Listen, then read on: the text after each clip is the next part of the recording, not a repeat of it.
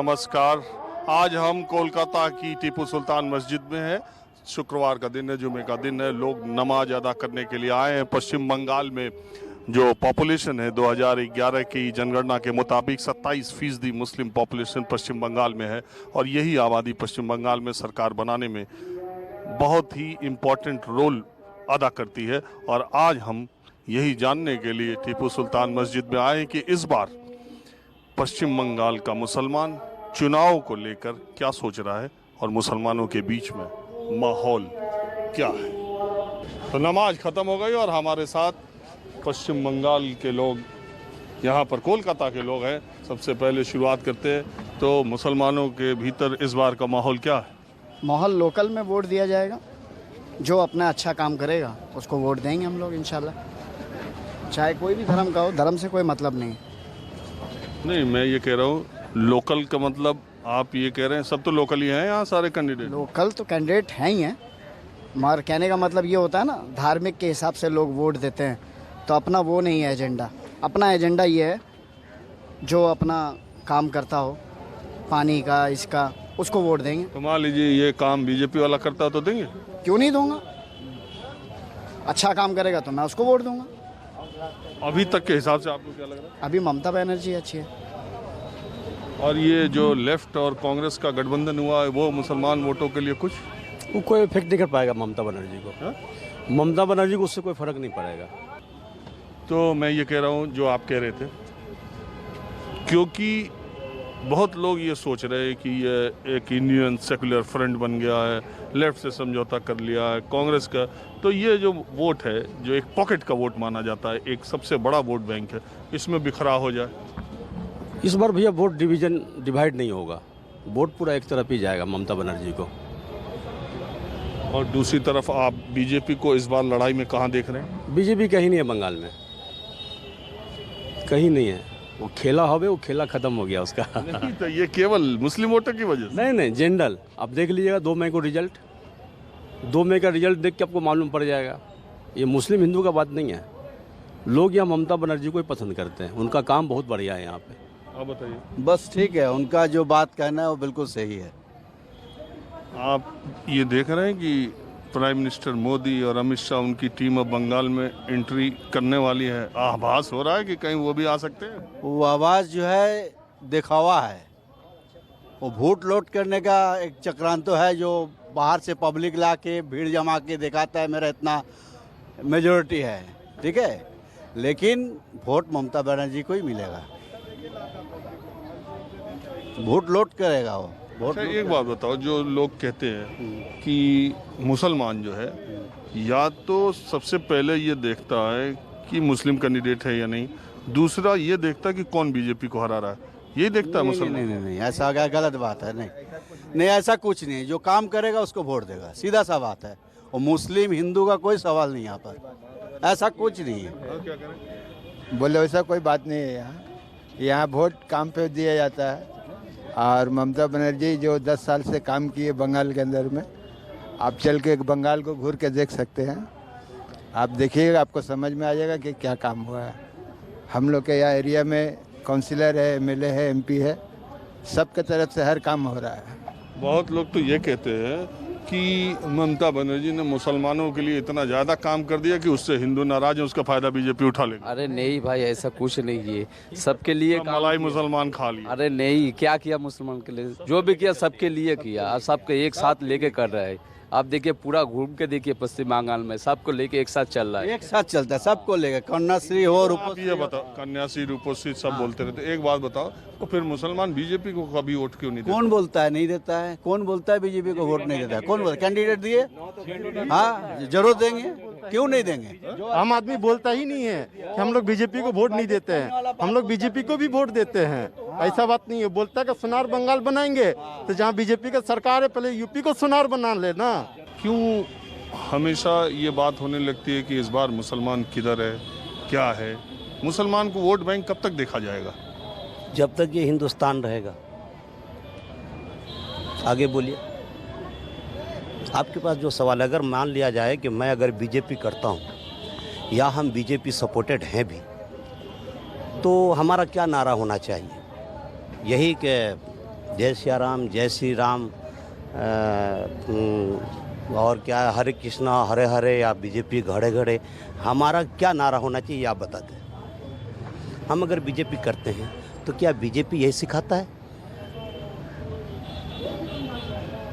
जी?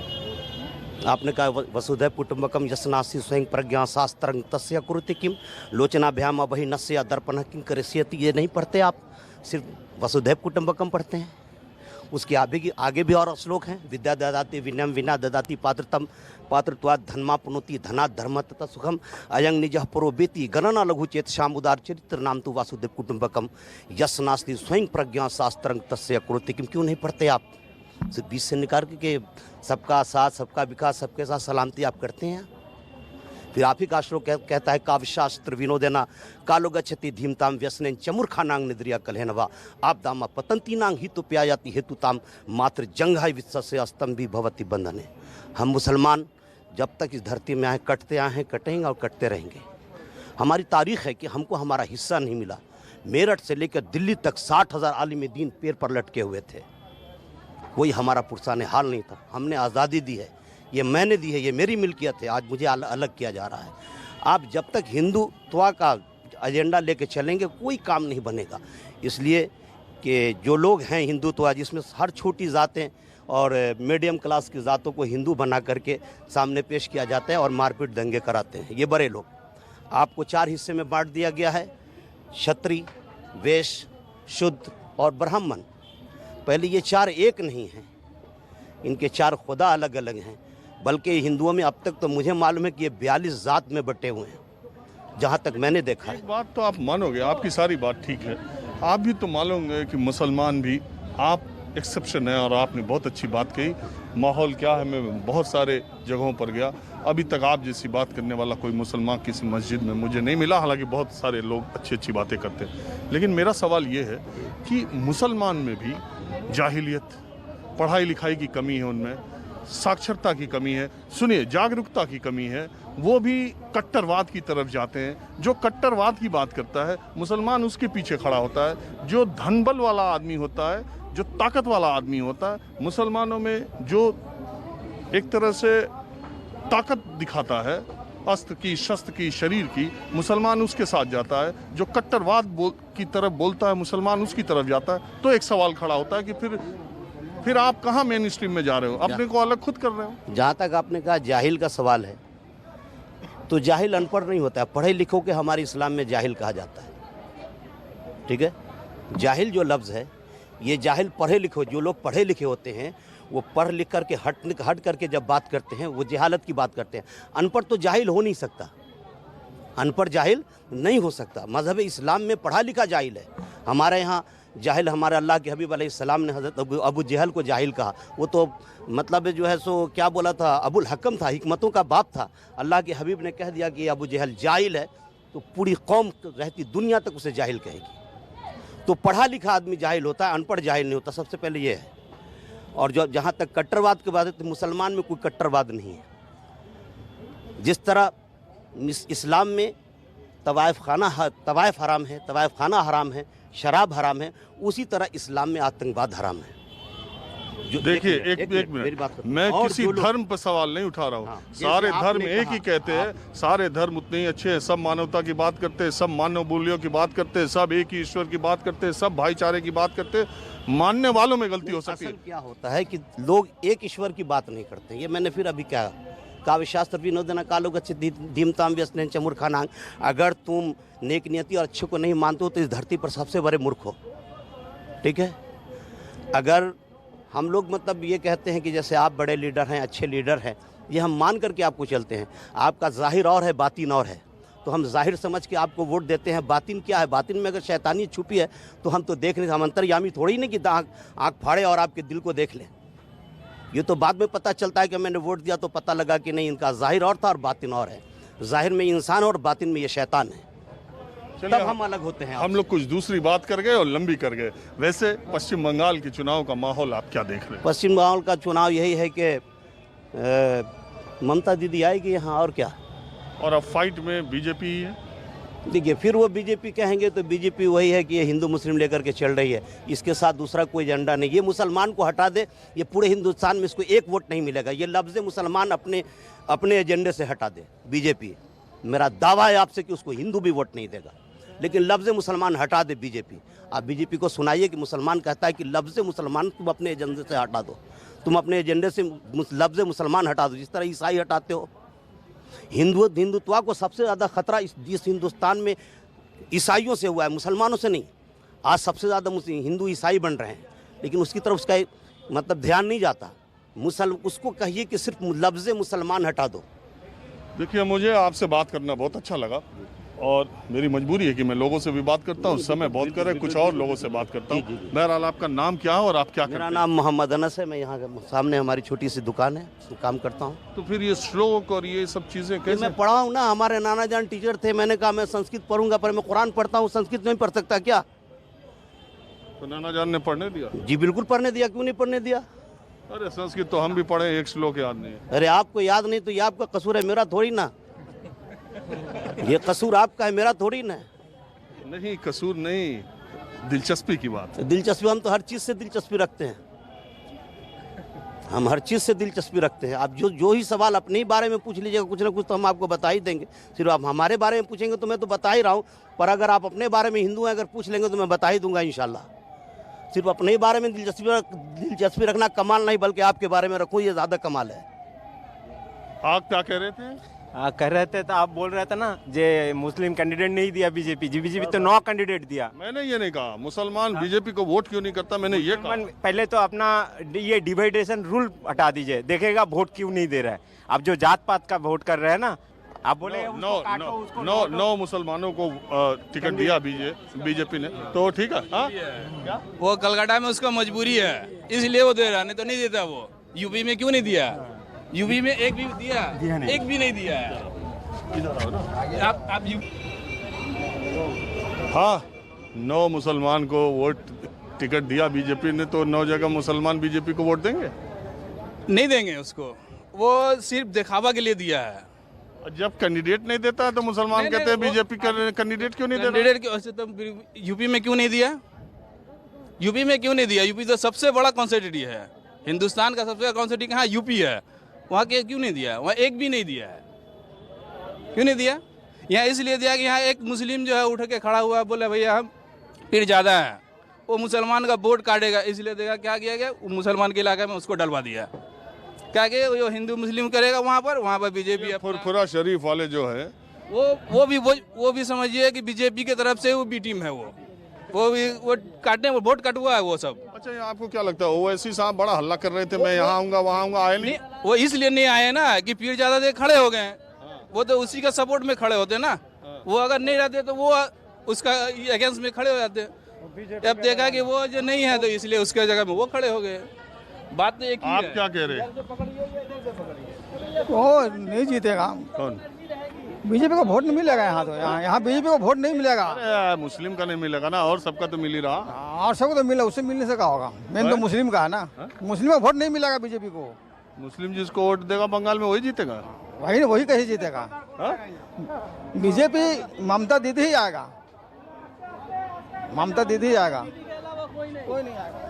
तो मैं ये आज माहौल क्या है पता करने के लिए टीपू सुल्तान मस्जिद में आया हूँ कि बंगाल के भीतर भी और बंगाल के बाहर के लोग भी ये सोचते हैं कि ये सबसे बड़ा जो मसला है वो मुसलमानों का है। मुसलमान जिधर जाएंगे पोलराइज होंगे तो दूसरी तरफ भी पोलराइजेशन होगा और इसका फ़ायदा दोनों पार्टियों को जो आमने सामने लड़ाई मिल रहा। तो ये कब तक फुटबॉल की तरफ मुसलमान इधर उधर होता रहेगा, कभी मुद्दों पर, कभी विकास पर, कभी ये सोचकर कि पार्टियों से या जातिवाद या धर्म से अलग हट के हमको वोट देना चाहिए। देखिए ऐसा तो वोट कभी भी नहीं बंगाल में हुआ कि मुसलमान जिधर जाएंगे, ये सिर्फ बीजेपी ऐसा बात बोल रही है कि मुसलमान सपोर्ट करते हैं टीएमसी का। तो भाई जो पार्टी आज 200 से ज़्यादा सीट लेके बैठी हुई है वेस्ट बंगाल स्टेट में, एमएलए जिसके हैं दैट इज तृणमूल कांग्रेस, तो क्या खाली मुसलमान ने उसको सपोर्ट किया है?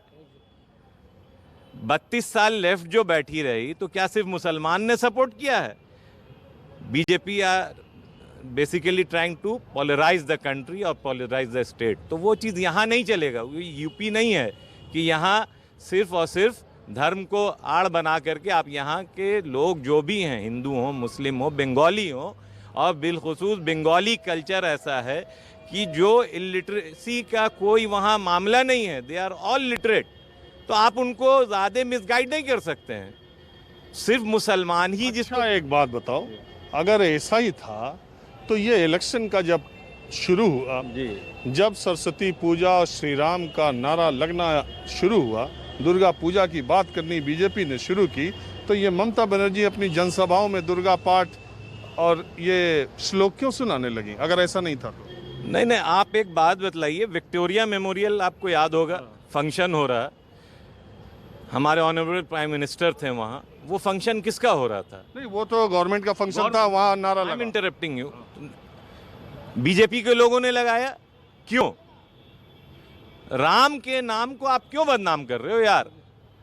राम एक नाम है जिसकी आप पूजा कर रहे हैं, आप किसी को चिढ़ाने की तो कोई बात नहीं। ममता बनर्जी ने ये नहीं कहा कि आप जय श्री राम नहीं बोलो, या मैं ये नहीं कह रहा हूँ, मैं ये कह रहा हूँ कि 2 सीट से बीजेपी आज जहाँ पहुँची है, भगवान श्री राम का कंधा बहुत इस्तेमाल हुआ है, वो बात अलग है, ये सब जानती है कि कैसे वो फर्श से अर्श तक भगवान श्री राम ने बीजेपी को पहुंचाया, वो तो उसकी बात है, वो बात करती है। लेकिन गिराएंगे भी इनको। लेकिन ये क्या ऐसा होता है कि बीजेपी जब आप दिल्ली के चुनाव में देखिए, जब बीजेपी ने उस मुद्दे को तोड़ा तो अरविंद केजरीवाल बजरंगबली का पाठ करने लगे, हर जगह हनुमान चालीसा गाने लगे, और अब ममता बनर्जी दुर्गा पाठ करने लगी। आप एक चीज देखिए, 32 साल जब लेफ्ट यहाँ था तो कभी भी कोई पूजे में वो लोग नहीं शरीक होते थे, कोई मस्जिद, कोई पूजा, दे वर नथिंग इन्वॉल्व इन दैट। लेकिन आप धर्म के इस आधार पे बोलिएगा तो जब ममता बनर्जी आई तो बढ़ चढ़ के दुर्गा पूजा में वो हिस्सा लेती थी, बढ़ चढ़ के वो क्रिसमस में हिस्सा लेती थी। तो एक सेक्युलर नेता का, एक सेक्युलर चीफ मिनिस्टर का और क्या हो सकता है, इससे ज़्यादा वो क्या प्रमाण दे सकती हैं? तो आप सिर्फ और सिर्फ लेफ्ट वामपंथी विचारधारा मार्क्स से प्रभावित है, और मार्क्स कहते थे कि धर्म अफीम का नशा है, तो इसलिए वो धर्म को उतनी तवज्जो नहीं देते। लेकिन ऐसा नहीं है, मुसलमानों के लिए सॉफ्ट कॉर्नर लेफ्ट ने बहुत रखा था, और पूरे शासनकाल 34 साल के शासनकाल की बहुत बड़ी वजह यह थी कि मुसलमान पूरे तौर से लेफ्ट के साथ था। मुसलमान ने ये नहीं कहा, मुसलमान हो या इस स्टेट का जो भी बाशिंदा हो, चाहे जो भी रहता है, हिंदू। अब इनसे बात करें जी। देखिए, रेड रोड, इससे पहले रेड रोड में, ममता की हुकूमत आने से पहले रेड रोड में कभी कार्निवल नहीं होता था दुर्गा पूजा का। ये आकर ममता बनर्जी शुरू की है। हम लोग रेड रोड में नमाज़ पढ़ते ईद की, ईद की नमाज भी अदा करते हैं, और पूजा के बाद आप देखिएगा यहाँ कार्निवल होता, प्रोग्राम होता है, काफ़ी धूमधाम से अच्छा होता है, हम लोग अच्छा लगता है, बहुत अच्छा लगता है। देखिए, एक मामले में इस तरह का बीजेपी वाला आरोप लगा रही है कि एक मामले में बंगाल का कल्चर ऐसा है, अब धीरे धीरे नमाज से लोग चले गए, अब कुछ ही लोग बचे हैं। बंगाल का कल्चर ऐसा है, देश के अलग अलग हिस्सों में जब नवरात्रि आती है तो आदमी कोई पानी पे रहता है, कोई फल पे रहता है, व्रत रहता है। लेकिन यही बंगाल है कि जहाँ सप्तमी क्या, पूरे नवरात्रों में नॉनवेज खाया जाता है, खूब धूमधाम से, हिंदू भी खाते हैं, और उन जगहों पे मुसलमानों को भी मैंने देखा है कि वो जाके खाते रहते हैं। तो ये बात बंगाल की कुछ अलग सी है। बड़े खफा से लग रहे हैं जी? नहीं क्यों खफा होंगे आप? आपको ऐसा लग रहा है? आप भी मुस्कुराइए, लोगों को भी मुस्कुराने दीजिए, आप भी हम उनके साथ रहिए, हम भी हम। एक मेरा बड़ा मासूम सा सवाल है, आप उसको इंसान देखिए, हम भी इसी मुल्क के शहरी हैं, और बात जो है मजहब पर क्यों आती है? आप काम पर बात करें, जिसको भी आप, हम किसी पार्टी का स्पोक्स पर्सन तो नहीं बनेंगे, कल भी नहीं थे, आज भी नहीं है। आप, मेरी पहचान एक मुसलमान की रखते हैं, मेरी टोपी और मस्जिद में मेरी मौजूदगी से। मैं कहीं दफ्तर में जब मैं हूँ तो मैं फिर एक भारत का एक श्रमिक हूँ, राइट? तो इलेक्शन के वक्त में इस तरह के मुद्दे एक्चुअली हमें परेशान करते हैं। हो सकता है आपको परेशान करते हैं, लेकिन हो सकता है कि मुसलमान भी इसके लिए बहुत उत्तरदायी रहे हो। जब जो जैसी बात हाँ, अगर जो भी इसके लिए उत्तरदायी हैं, देखिए, आप उस कल्चर को बढ़ावा दीजिए ना, जहाँ आप जो हक है, जो सही है, उसकी आप तायद कीजिए, उसके तरफ चलिए, और जो लोग भी गलत करते हैं उनके साथ जो है इंसाफ कीजिए, कोई उसमें मसला नहीं है। कुछ मुसलमान हो सकते हैं गलत, तो उसके लिए आप हमें तो गलत जिम्मेदार नहीं ठहरा सकते हैं। कुछ अगर आप कहाँ से हैं? काबुल से। काबुल से? हाँ। यहीं रहते? हाँ। कोलकाता में? कलकत्ता में। कितने दिन से? 20 साल। तब तो इधर ही के हो गए। इधर ही का हो गया, सब इधर ही। 20 साल 96 से 25 साल भी हो गया, ज़्यादा हो गया। क्या करते हो आप कपड़ा का बिजनेस, कपड़ा का। तो अभी इधर क्या माहौल है चुनाव का? अच्छा माहौल है इंडिया इसका? भारत अच्छा है। भारत तो अच्छा है ही, कम से कम अफगानिस्तान से तो अच्छा है। बहुत दोस्ती, बहुत अफगानिस्तान का साथ बहुत दोस्ती भारत का, बहुत दोस्ती भारत के लिए बहुत। देख लो, अफगानिस्तान से अच्छा है, पाकिस्तान से अच्छा है, बांग्लादेश से भी अच्छा है। आराम देश, आराम देश है, आराम देश है, आराम सुकूनाती है भाई। ये इतना मुसलमान यहाँ मजे में है। दुनिया में इतना मुसलमान नहीं है जैसे इंडिया दुनिया में कहीं नहीं है। नहीं, इतना दुनिया में मुसलमान नहीं है जैसे इंडिया में हो रहा। फिर भी भारत अच्छा, मुसलमान अपना धर्म करते हैं, हिंदू लोग अपना धर्म का आराम सुकूनाते हैं, सुकूनाते भाई, ये बात है। और चलिए, आपका नाम क्या हुआ? बशीर खान। बशीर खान, अस्सलाम वालेकुम। वालेकुम सलाम, थैंक यू। माहौल क्या है मैं बस आज इतना ही, अगले एपिसोड में दूसरी जगह से फिर मुलाकात होगी।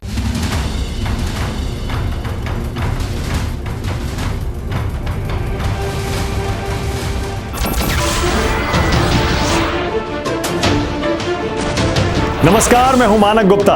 अगर आपको हमारा ये वीडियो पसंद आया हो तो इसे लाइक और शेयर जरूर करें, और हाँ, हमें सब्सक्राइब और फॉलो करना ना भूलें ताकि आप देश और दुनिया की कोई खबर मिस ना करें। तो जुड़े रहिए हमारे साथ और देखते रहिए न्यूज़ 24।